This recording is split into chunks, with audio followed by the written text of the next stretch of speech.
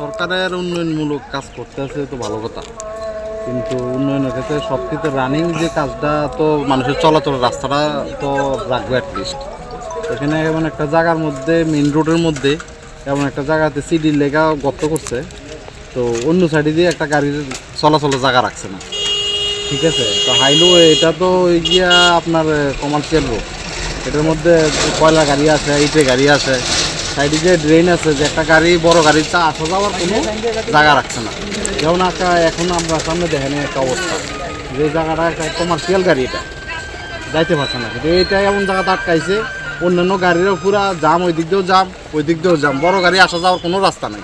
ছোটো গাড়ি একটু বাইপাস নিতে আছে, কিন্তু বড় গাড়ি যাওয়ার নাই। সবাই অফিসিয়াল গাড়ি হোক, ভাট্টার গাড়ি হোক, এমনি কমার্শিয়াল গাড়ি, সব দোনো সাইডে জাম লাগানো অবস্থা।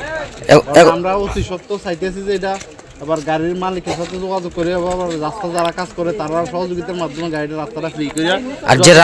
আর যে রাস্তার কাজ করতেছে এক সাইড বা মানে যাওয়ার যাতায়াতের কোনো সুবিধা নাই, কোনো সুবিধা নাই। সুবিধা থাকলে তো আর গাড়ি